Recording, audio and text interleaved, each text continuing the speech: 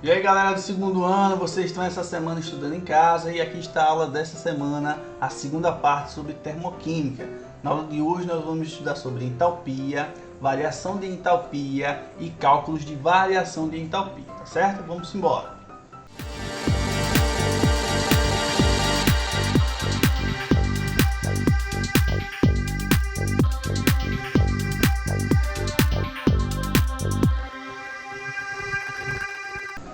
A entalpia, que é representada pela letra H, tá certo? De um sistema, é uma grandeza expressa em unidades de energia, que nós já vimos, que pode ser a caloria ou o joule, que informa a quantidade de energia desse sistema, tá certo? Que pode ser transformada em calor em um processo a pressão constante. Então, o que é que a gente vai ter? Cada substância, galera, tem o seu valor de entalpia. Só que ele não pode ser calculado assim. Então a gente calcula a variação de entalpia, que é chamada de entalpia padrão de formação, tá bom? Então a gente vai ter assim como calcular a entalpia ou a variação de entalpia de um sistema. Como? Pegando o seu estado final e o seu estado inicial, né? Ou como a gente pode chamar aqui, o ΔH, que é a variação de entalpia, é igual a entalpia final menos a entalpia inicial, ou seja, o estado de energia final menos o estado de energia inicial.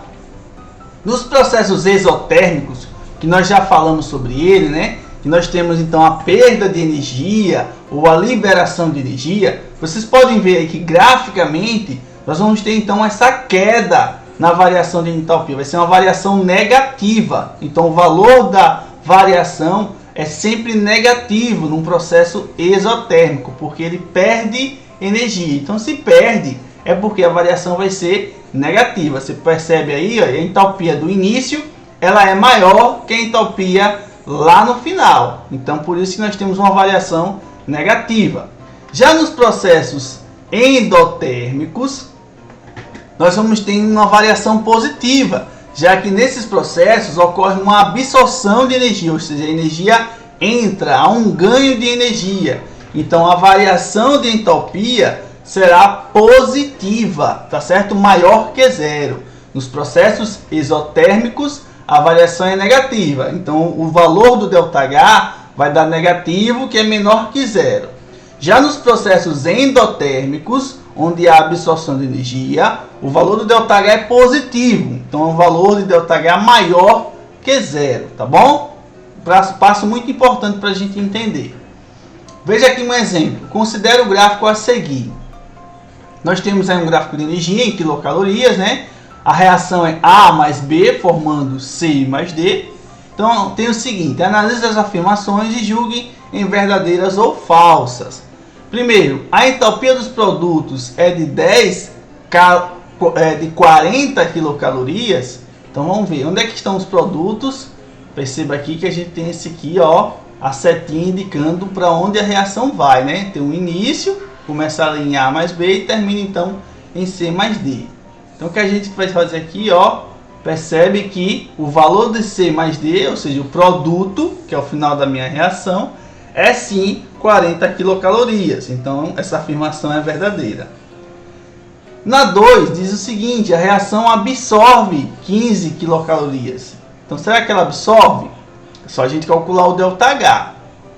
Então a entalpia, a variação de entalpia é igual a entalpia final menos inicial. O final é o produto, é onde terminou. Terminou com 40. E o início? Iniciou com 25. Então 40 menos 25 dá uma variação de mais 15 quilocalorias. Então, se a variação é positiva, é porque o processo absorveu energia, né? Absorveu. A reação direta exotérmica, essa afirmativa é falso, já que a gente acabou de ver que ela é positiva a variação. Então, quando a variação é positiva, é porque a reação é endotérmica. E por último, diz o seguinte: a variação de entalpia é de 15 quilocalorias, tá certo, né? 15 quilocalorias e mais 15 quilocalorias são a mesma coisa, são valores que são maiores que zero. Só é diferente se fosse menos 15 calorias. Aí sim, você tem um valor que é abaixo de zero, que seria um processo exotérmico. Equações termoquímicas, né? Forma de se representar uma reação química semelhante a uma equação química comum.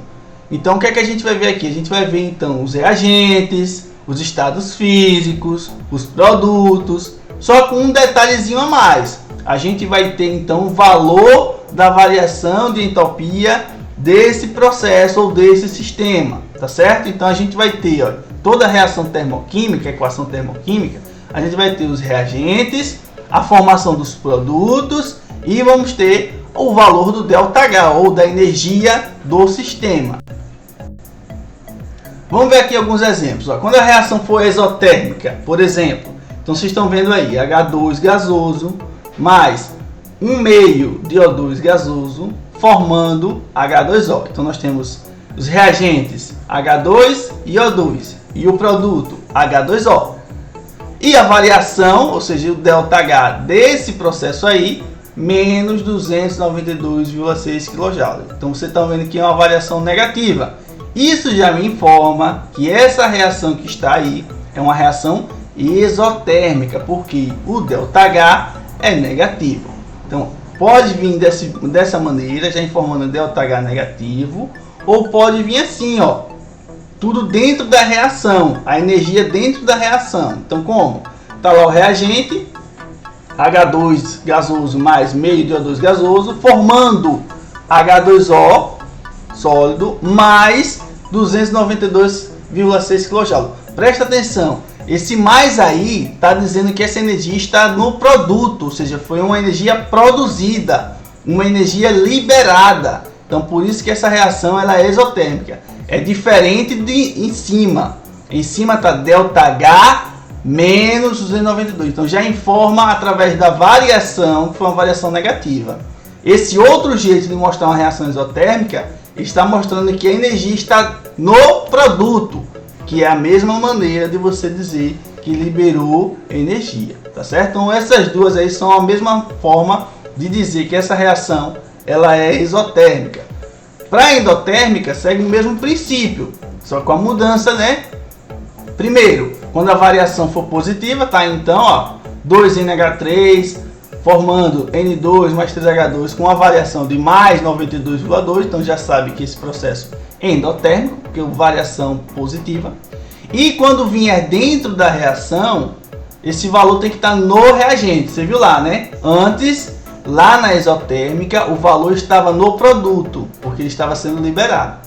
Como agora há uma absorção, né, endotérmica absorve energia, então o valor tem que estar dentro do reagente, olha lá, 2NH3 mais 92,2 kJ, ou seja, o reagente absorve energia para formar um produto, tá? Então são duas maneiras, as duas maneiras que a gente tem para mostrar reações endotérmicas. Agora nós vamos ver uma relação entre a quantidade de reagente do produto e o ΔH, tá certo? Que vai depender sim, porque é o seguinte, veja só, se eu tenho aqui uma reação química mostrando do H2 mais Cl2 formam 2HCl. O ΔH dessa reação está aí, mais 184,9 kJ. Se eu altero as quantidades dos reagentes e dos produtos, obviamente a quantidade de energia também será alterada na mesma proporção. Por exemplo, eu dobrei agora, veja que está todo mundo dobrado, 2H2, 2HCl2, mas formando 4HCl. Então está dobrado as quantidades. A entalpia também dobra. Então o valor de energia é sempre proporcional à quantidade dos reagentes, né, ou dos produtos. Observe que se eu também, em vez de dobrar, multiplicar ou dividir, o valor também será dividido. Olha lá, dividir pela metade, em vez de 1 agora são meio de H2, meio de Cl2 e em vez de 2HCl só HCl. A entalpia também caiu pela metade. Era mais 184 lá em cima, passou a ser mais 92. Então, o que for feito com os reagentes ou produtos também será sentido pela energia, tá? Se dobra, dobra, se triplica, também triplica, se cai pela metade, também cai pela metade o valor da energia. São sempre proporcionais. Vamos ver então como é que a gente pode fazer o cálculo de entalpia, de variação de entalpia através da entalpia padrão de cada substância, certo? Então vamos ver a equação genérica, ó. A mais B formando C mais D.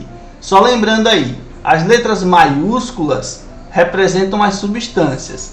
As letras minúsculas representam os coeficientes ou as quantidades dessas substâncias, tá certo? O ΔH, então, lembrando, a gente acabou de ver que o ΔH é a entropia final menos a entropia inicial, né? Então, quem é o final de uma reação química? Os produtos. Então, por isso que ΔH da reação é igual a entropia dos produtos menos a entropia dos reagentes, que é o início de uma reação.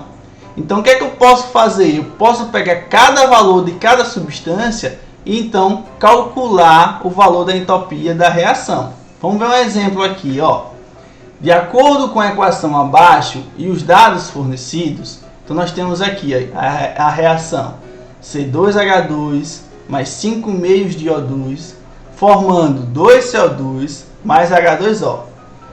Dados a entropia padrão de cada uma das substâncias, ó. A entropia do C2H2 é mais 226,5 kJ por mol. A entropia do CO2 é menos 393,3 kJ por mol. A entropia do H2O é menos 285,5 kJ por mol. Calcule o valor da entropia padrão de combustão do acetileno. Então vamos ver a entropia padrão de combustão da variação, quanto é que vai dar, né? Então o que é que a gente tem que lembrar? Variação de entropia é igual à entropia dos produtos menos a entropia dos reagentes. Então, quem são os produtos? Os produtos, ó, 2CO2 e H2O. Então, vou pegar o valor de CO2 que foi dado para mim e o valor de H2O que também foi dado para fazer essa substituição. Vamos ver aqui.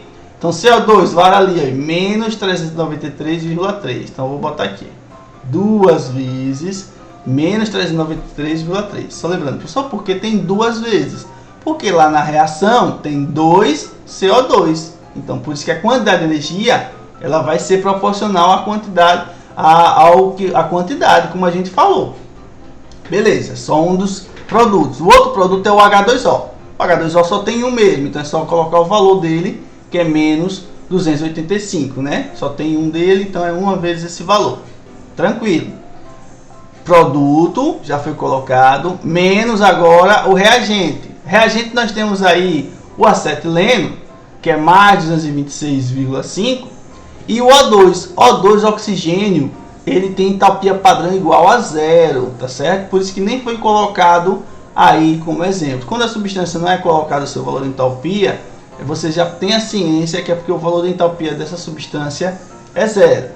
Então agora vamos só responder matemática, é só multiplicação, troca de sinal, vamos lá. Então o valor do ΔH vai ser igual, então 2 vezes menos 393,3 dá menos 786,6.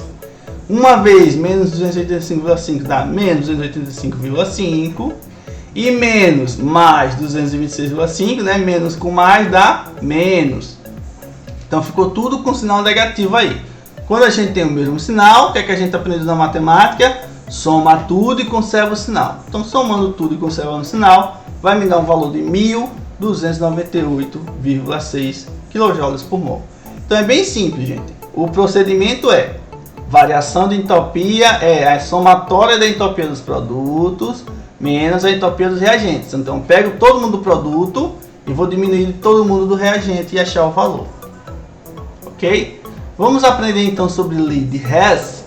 A lei de Hess é interessante porque ela diz o seguinte: quando você pode ter uma reação química que ela passa por etapas até chegar no seu produto final, eu posso encontrar o valor do ΔH diretamente, ou seja, do início ao final, ou eu posso fazer a somatória das entropias intermediárias, né, do processo que chegou de cada etapa, somando até chegar ao final. Vamos ver na prática como isso acontece, ó. Eu tenho o seguinte: a partir das equações, calcule o valor de ΔH da transformação de carbono-grafite em carbono-diamante. Então eu tenho as duas reações aí. A de carbono-grafite é a primeira, tá aí ΔH1, tem um valor de menos 94,0 kcal por mol. Já do carbono diamante, que é a entalpia 2, tem menos 94,5 quilocalorias por mol. Observe qual é a transformação que eu quero. Eu quero grafite em diamante, ou seja, grafite vai ser o reagente e diamante vai ser o produto. O que é que eu vou ter que fazer? Eu vou mexer nessas equaçõezinhas aí. Então perceba, ó, essa primeira equação já vai ser mantida. Por quê? Porque o carbono grafite já está ali do jeito que eu quero no reagente. Então ele só vai ser repetido. O valor da entalpia também. Já a segunda reação, eu vou precisar inverter. Por que, professor, eu vou inverter? Porque o diamante também está no reagente. E agora, como a reação está pedindo, eu quero saber a reação para o grafite se transformar em diamante. Ou seja, o diamante vai ser o meu produto. Então eu vou inverter essa reação. Olha lá. Quem era produto, que era o CO2, passa a ser reagente. E o diamante e o O2, que eram reagentes, passam a ser produto. Se eu invertir a reação, o ΔH também será invertido. Lembra que a gente falou? O que acontece, se eu fizer com minha reação, também vou fazer com minha energia, com a entalpia do processo, do sistema. Então era negativo, passou a ser positivo porque foi invertido. Beleza. Quando eu faço isso, é como se fosse fazer agora uma continha matemática, né? Veja só, quem está no reagente e é igual ao produto, você cancela. Então aqui, por exemplo, O2 no reagente, O2 no produto. Então corto fora. A mesma coisa vai acontecer com CO2. CO2 no produto na primeira, CO2 no reagente na segunda. O que é que sobrou? Sobrou justamente só o grafite em diamante, o que eu queria, tá vendo? Grafite no reagente e diamante no produto. Beleza, então eu sei que eu fiz certo a equação, a resolução. E agora, o que é que eu faço com a entalpia? É só somar. Se eu somo os intermediários, eu acho então o valor da entalpia do final. Então esse procedimento que foi feito por Hess, né, que inventou esse procedimento, ele poupou muitos experimentos que precisariam de várias etapas. Então quando você tem já experimentos conhecidos com os seus valores, basta você fazer a somatória, então você encontra o valor da entalpia que você está pretendendo. Então observe aqui, se eu somar então menos 94 mais 94,5 dá o valor positivo de 0,5 quilocalorias por mol. Então esse é o valor de energia do carbono grafite para se transformar em carbono diamante, tá bom? Beleza? Até a próxima semana aqui na escola. Tchau e abraço!